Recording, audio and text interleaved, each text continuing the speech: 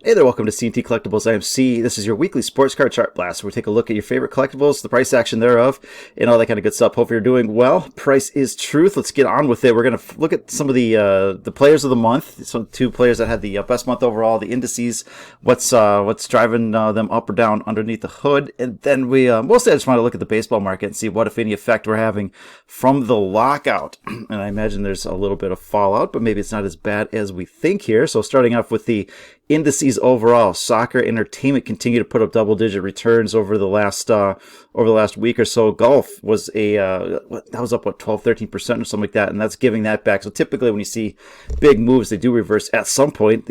Gravity hasn't affected these guys yet here. Wrestling up, baseball up, and football taking a bit of a breather after being up for a while here. High-end market continues to do well as it is perceived as a relative safety.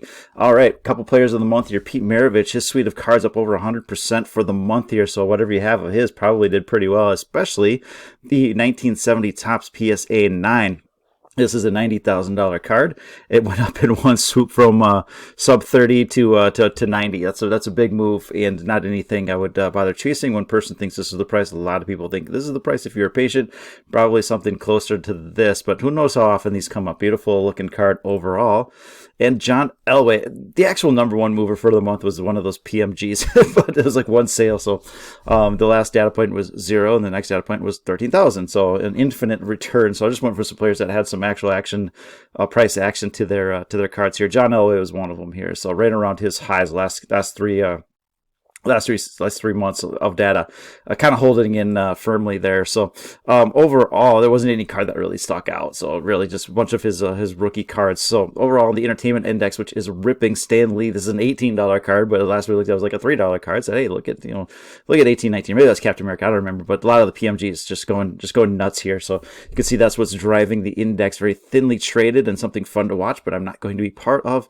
And Barstool founder Dave Portnoy getting some love in the Allen and Ginter variety here. Kylian Mbappe driving the soccer index here with a nice rip over the last period here. And again, low volume with that kind of a move is like, probably more inclined to leave it alone. You can see that volume is driving up, which exacerbates a lot of the price moves here, like the slow and steady.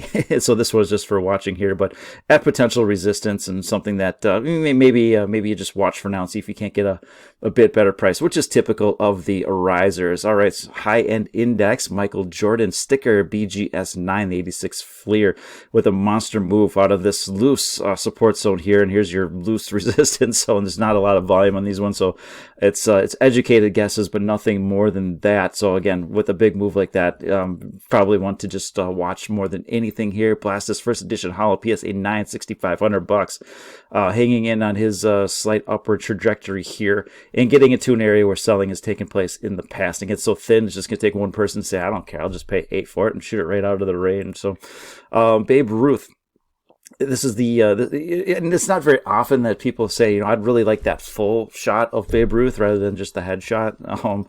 But this is one of those times. 1933 Gaudi, you've got the close-up version, and then I think you've got the full body version, which is, I believe, more desirable. But heck, take either one of them. Maybe call yourself lucky. So with a big pop up quite a bit over the last period here. So it just is what it is. That's the price.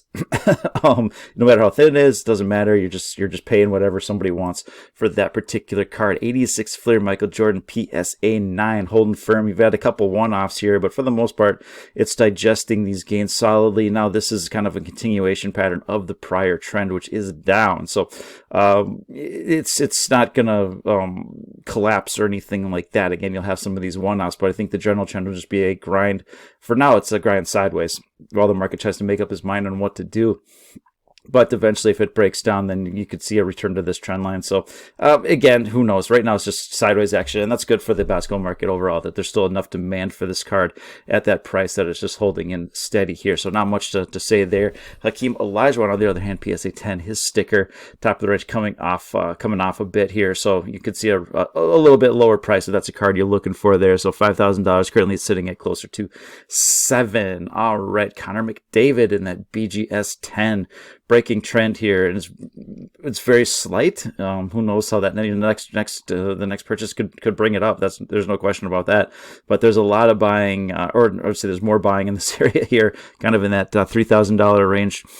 To support this card than there is kind of up in this area, which it's a little bit loose. It's just gyrating around a bit here. And Michael Jordan in the the BGS 8, $6,600 here, trying to break out, but again, just mostly range bound in this card. But it's not breaking down, which is a good sign here. You'd like to see it hold these breakouts and get some love going forward.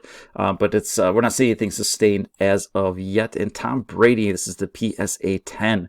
That's his Chrome version, and so we've had the breakdown for a while, and it just continues to grind its way lower. I think last week we looked at it and it was at the top of a range, saying, "All right, it doesn't set up very well," and here you are. So this is your kind of your key line in the sand. These are the lows of last summer here. So needs to hold that if we're gonna if Tom Brady is not gonna, again, if he breaks down at this point, doesn't matter, for the rest of the card market. I mean, it is gonna have downward pressure. I mean, if he starts to come down to like a $3,000 card, and I'm not saying that's going to happen, then there's no one else that can be really priced like that. So of course it has implications, but I think right now it's just a little bit outside of mind. People may be turning their attention to other cards, and a little bit more downward action isn't the end of the world, but breaking this could set off a firestorm of sorts here. Juan Soto, I think we got a couple of these PSA 10 kind of at the top of its range. Again, pretty loose.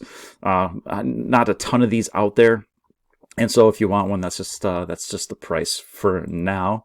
And the PSA 10. Yeah, we did it twice because I duped it. That's why we did it twice. Same thing there, so nothing special. All right, look at the baseball card market and see what we see here. So, of course, locked out. There's blame to be placed on both sides. We just care about the price and what's going on here. And Mike Trout is plumbing the recent lows here. So, not a great sign overall for the card market. 2,500 is kind of your line in the sand. Let's see if buyers are willing to step up here.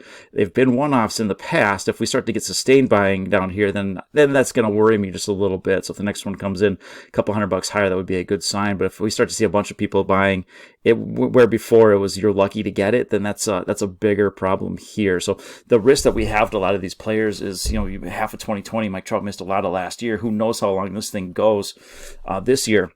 And it goes from being all-time great level to generational level. And $3,000 is probably not generational level dollars. If you look at Pujols, Miggy, some of those other guys that are assured into the Hall of Fame, it's like there's room to the downside if he becomes just generational type player instead of all-time great type player. So Mookie Betts, his Hall of Fame path is firmly established, but he needs to get on the field here. So his cards haven't been terribly affected. Kind of that 250 area is your line in the sand on that particular card, but the trend does remain down. Bryce Harper, front leg up. This is a little bit of a problem here. Again, we've seen this before where it kind of sneaks outside of the range one way or another and then quickly sneaks back in. And right now, this is just something to keep your eye on. It's like, all right, maybe we can get a pop back up into this range here. But if the interest in this card is truly drying up, and we do start to see lower prices, then something around 90 or $100, I feel would create a really nice opportunity more than anything, a buying opportunity. I'm looking at any of these pullbacks as more of a buying opportunity, but sitting at 120, it's like, okay, 120 tonight, is that the end of the world? No, for the most part, but in percentage terms, right? It's like, all right, there's something to be said there. Juan Soto, again, so a lot of these, we're going to see a lot of these younger guys that are on kind of that generational track. Not all of them are going to wind up being generational. Something else will throw them off.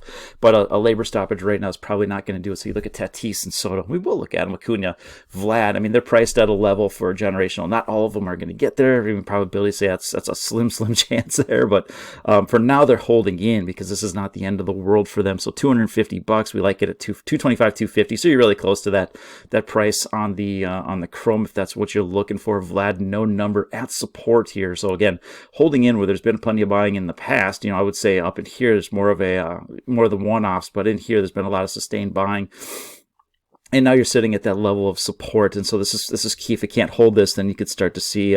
Everybody bought here pretty much is underwater. So, this has been a great spot to buy in the past, or is it the last chance to sell? Shall be seen here, but that's setting up at an interesting level here.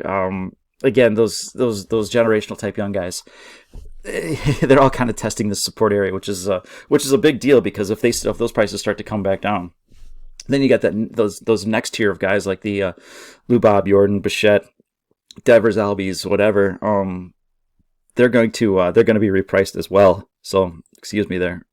Apologize. It's like the third time I've had to record this here. I just need a quick drink here. So, all right, Tatis PSA 10. This is the refractor sitting at support. So, again, last chance, a great time to buy or last chance to sell. Volume's thinning out just a little bit.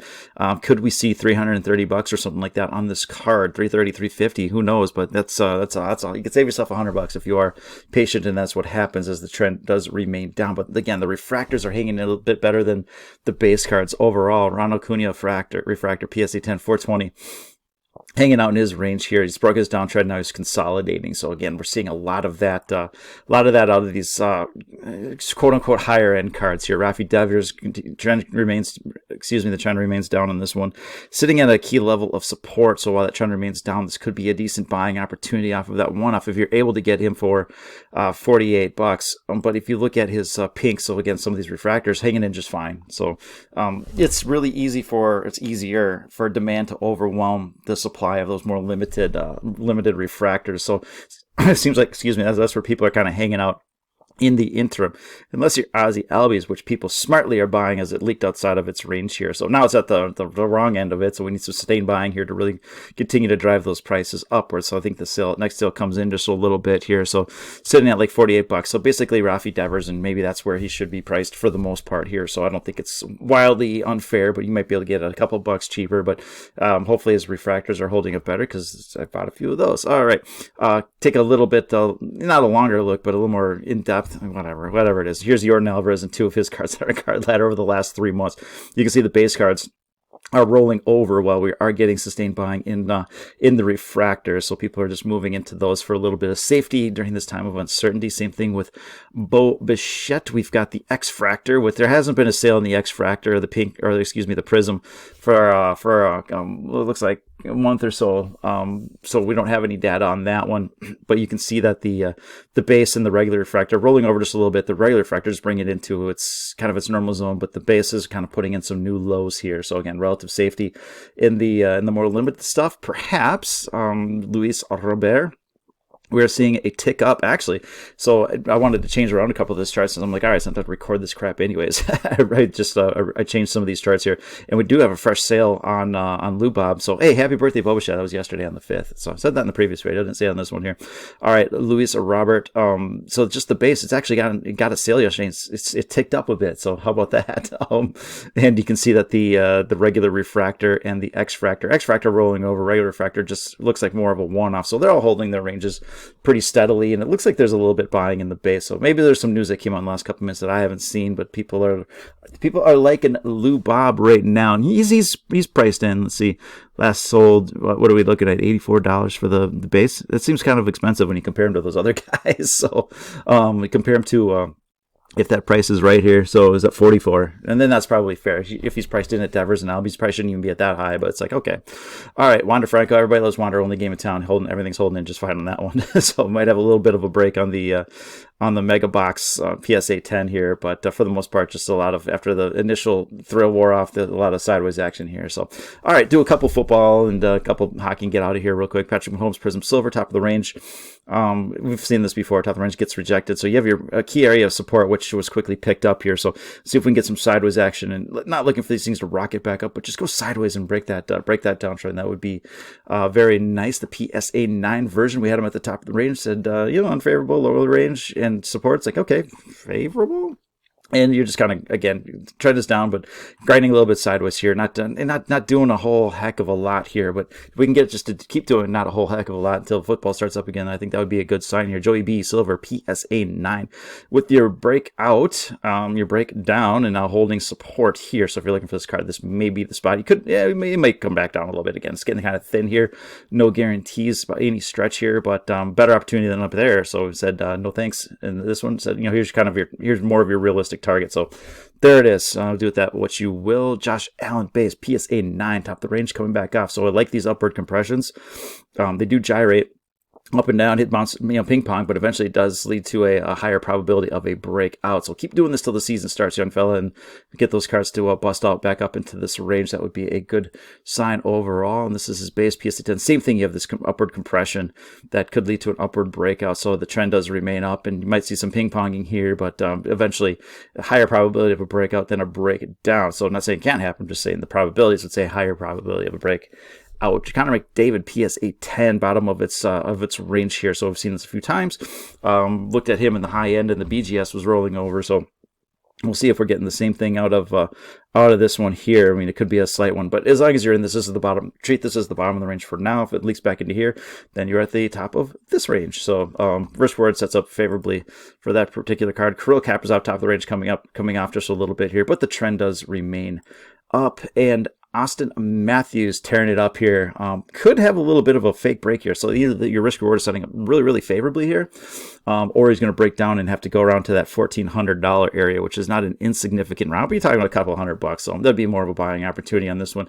This one, if you're able to buy and say, all right, if it goes down $10, I'm selling. I mean, I don't know how realistic that is, but that's just how you would play it. So this is kind of a bearish wedge. As it travels upwards, it's bullish, but as soon as it breaks, and it does tend to return to the scene of the crime. A lot of this is pretty shallow one-off stuff, so I wouldn't consider that the logical spot, but a lot of buying in this area. So somewhere in here would be kind of the more logical spot. So, all right, that's what I got for you. I'm just going with this one. I don't care how it turns out. We've done this a few times here. So appreciate you watching. Have a great rest of the day. We'll talk to you later. Bye.